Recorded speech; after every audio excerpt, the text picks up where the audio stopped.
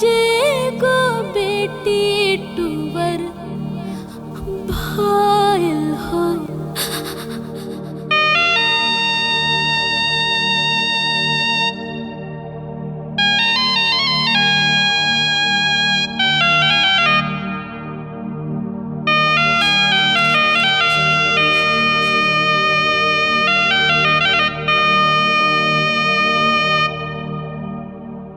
पापा जी के साया छूटा, मम्मी के ममता रूठा। पापा जी के साया छूटा, मम्मी के ममता रूठा। आहो मोर रामा आज एगो बेटी टूवर भायल हो राम। आहो मोर रामा आज एगो बेटी टूवर भायल हो राम।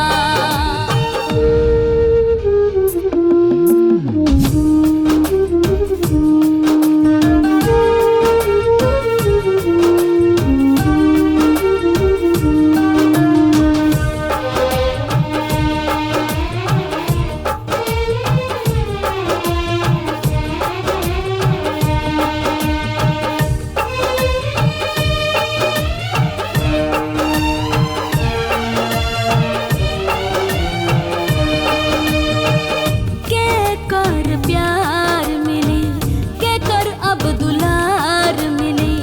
के कर अजरवा के छह बार बार मिली। के कर प्यार मिली, के कर अब दुलार मिली। के कर अजरवा के छह बार बार मिली। आँख के पुतरिया के हंसत नगरिया के। आँख के पुतरिया के हंसत नगरिया के। आहो मोर रामा के कर नजरिया लाग गइल हो राम। आहो मोर रामा आज एगो बेटी टूवर भायल हो राम।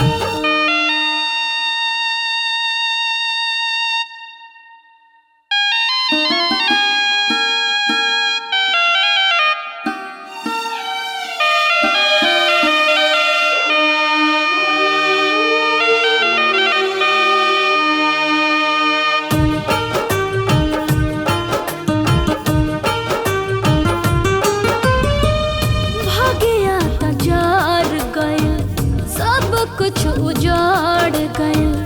देखल सपनवा सगरी टूट के बिखार गइल। भाग्या तजार गइल, सब कुछ उजाड़ गइल। देखल सपनवा सगरी टूट के बिखार गइल। खुशियाँ में आग पड़ल, दुलरी के भाग जरल। खुशियाँ में आग पड़ल, दुलरी के भाग जरल। आहो मोर रामा बनल बनावल सब गायल हो राम। आहो मोर रामा बनल बनावल सब गायल हो राम। आज एगो बेटी टूवर भायल हो राम।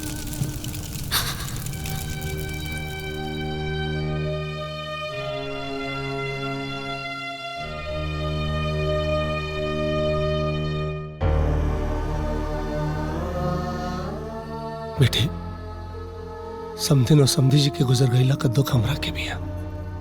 जवन तू खोले बाड़ू वो बच्चन खातिर बहुत अनमोल चीज होले। देखा हम वो लोगन का जगह तो ना ले सकीले, लेकिन जवन मास्टर साहब का सपना रहे वो हम पूरा करब। अगर आप लोगन का सहमति होता, हम गुड़िया और बिट्टू की शादी कोर्ट में कल चाहता नहीं। तुम्हारी दुकान में विदाई का जो सबसे अच्छा कपड़ा है वो दिखाइए। अरे पापा, अभी एकर कौन जरूरत है? अरे हमरा लगे टाइम नहीं खे ना, एक एक काम हो जाए तो टेंशन ना रही। हाँ तो अब भैया भाभी तो रहले ना, तो ई बाजा गाजा केकरा खातिर रही।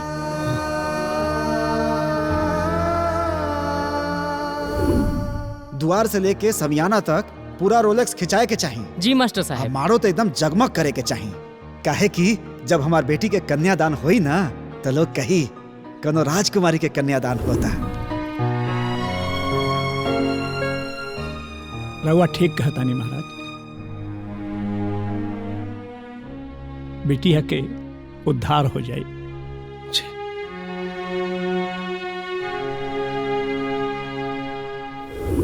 42 साल बाद हमारा खानदान में हमार बेटी भैल बिया।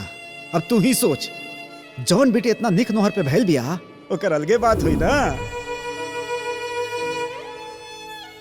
हमरा हिसाब से अब गुड़िया अपना ससुराल चल जाओ। अब सबसे बड़का काम इहे बा।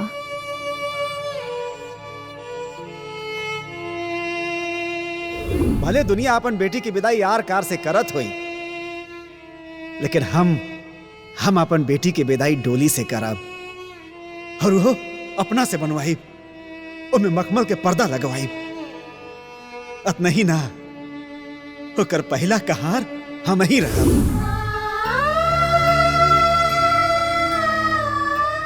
गुड़िया सुन तारू ना बेटी, अभी दुख बढ़ावला से कोनो फायदा नहीं खे। हाँ बुआ,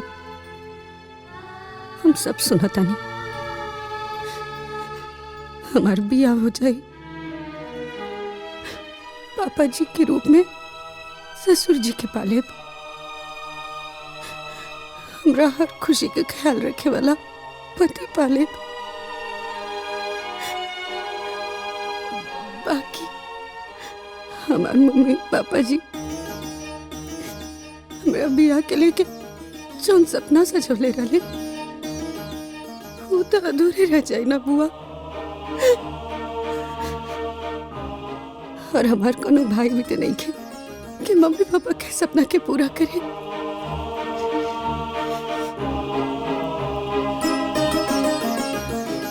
तो अपना माँ पापा के हर सपना पूरा करे की जिम्मेदारी हमार बा। उनकर सारा अधूरा अरमान पूरा करब हम। और ब्याह वही डेट पे हुई जैसे हमारे पापा जी चाहते रहे।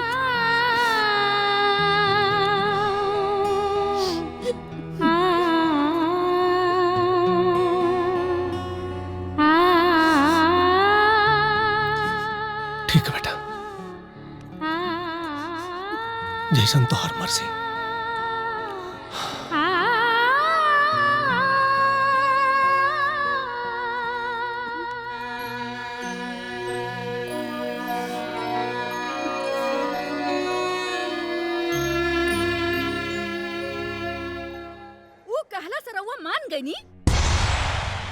अरे जौना लड़की के बियाह तय होत ही इतना बड़ अपशगुन हो गईल, उहे लड़की के रउआ चाहता नहीं घर में लावे के। अरे दमाद जी एगो बदकिस्मत लड़की के घरे लाइब तरौरो किस्मत खराब हो जाई। पढ़ल लिखल होके काहे नहीं के बूझत।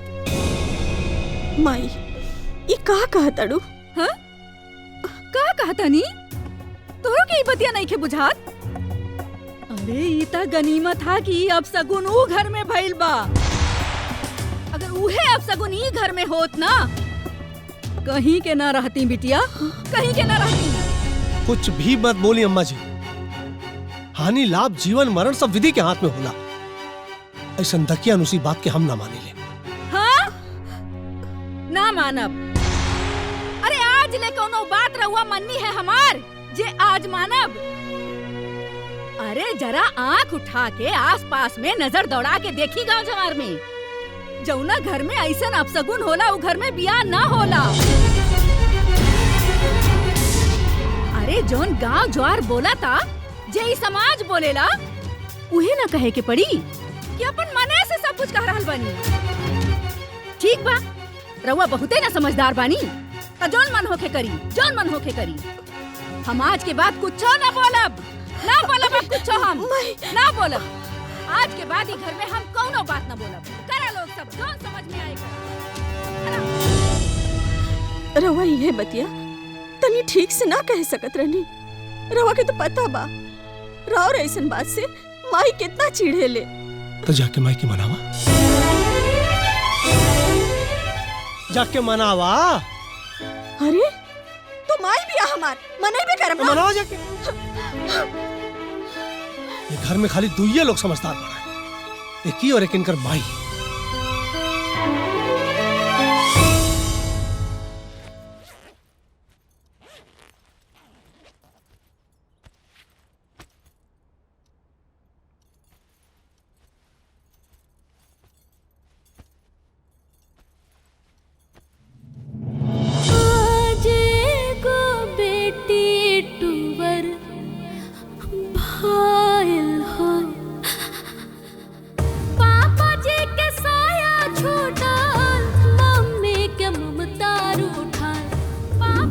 चश्मा पहन के तो हमार बेटी बहुत सुंदर लागत हुई। वो तो बेटी के पापा जी ही देख के बताइए। तो एक काम कर, चश्मा पहन के अच्छा अच्छा फोटो खींच के जल्दी से हमरा के भेज। आज को बेटी टूबर भाईल हो राम, आहो मोरे रामा। आज को बेटी टूबर भाईल हो राम। गुड़िया ना बेटी, ना रोल जाला बेटी, चुप हो जा। तू चुप रहा। तू जितना रोबू उतना ही उन लोगन के आत्मा के दुख पहुँचे। चुप हो जा, मत रोआ। अब तू तो अपना पापा के प्यारी बेटी बाड़ू ना। हाँ, तोहर पापा जी तो ये चाहत रहले कि उनकर बेटी हंसत खिलखिलात ससुराल जाओ। तू ऐसे रोबू तो उनकर आत्मा के कैसे शांति मिली, है ना? तोहरा ऊपर बहुत जिम्मेदारी बा। तोहरे पापा का मान सम्मान अरमान सब तोहरा के पूरा करेगा। मत रोवा, चुप हो जा। हाँ गुड़िया बेटा, तोहरा के मजबूत होके के बा। ये सब जीवन के हिस्सा है। यही से तोहरा के मजबूत बने के पड़ी। हाँ। अपने आप को मजबूत बनाओ बेटी।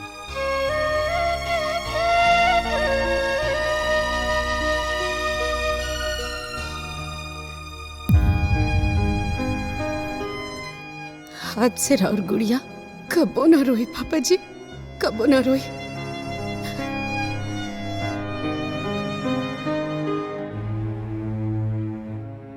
आज हमारे मम्मी पापा भले ही दुनिया में नहीं की, बाकी उनकर हर सपना हर अरमान अभी जिंदा बा। रहुआ लोग तनिको संकोच न करब। जैसे जैसे हमार पापा जी सोचले रहने सब कुछ वैसे ही होके के चाहिए। उनकर कोनो भी अरमान अधूरा ना रहे के चाहिए। अगर कहीं भी कोनो भी कमी हो गई ना तो हमरा के बड़ा दुख हुई भैया। बहन तू तनिको चिंता मत करा, शादी में कोनो कमी ना रही। ठीक बा बहन, बहुत काम बा, हम सब जाते नहीं।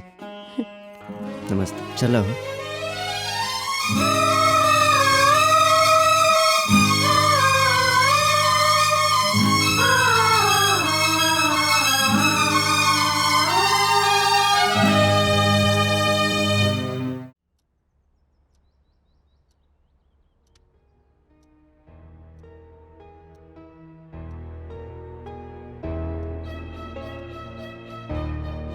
अगर कन्या का ग्रह दशा अच्छा ना चल रहा हो तो उसका असर वर पक्ष पे भी पड़ सकता है। हाय देखा बेटी, हम कहा कहले रानी। हे महाराज जी, कोनो उपाय बा? अभी भी कुछ नहीं बिगड़ा है, इस विवाह को रोका भी जा सकता है। ये का कारण बानी पंडित जी? महाराज जी यह कहा तानी कि जानबूझ के परिवार के काल के गाल में ना झोकल जाला। एमे कोनो बहादुरी ना होला। माता जी आपसे तो हाथ जोड़ के विनती है, आप चुप रहिए। काहे गड़ल मुर्दा उखाड़ा तानी रहुआ है? एक एक्सीडेंट के एगो लड़की के किस्मत से जोड़ के ओकरा के अशुभ बतावल बहुत बड़ी मूर्खता है माता जी। बाकी पंडित जी तो। हाँ महाराज जी, और अपना माई से तनी कम पूछल करा है? कुछ भी देख ले बिटिया, हम सबके भलाई सोच रहल बानी और इल्जाम हमरे पे लागेला। पता ना हम एजा काहे आ गईनी। अब भगवान रक्षा करी ई घर के।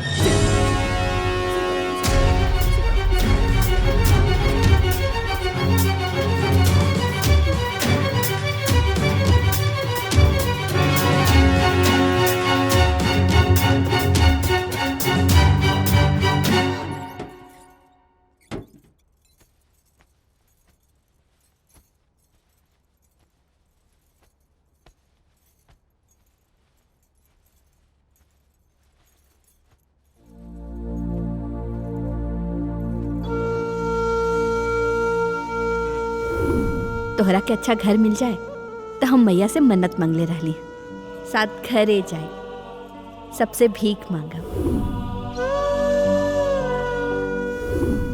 गावत बजावत मैया के मंदिर जाए, उनकर पूजा करब और मैया के तोहरे बियाहे के न्योता देव और कहब ई जग तोहार बा और तू ही सहारा बाड़ू।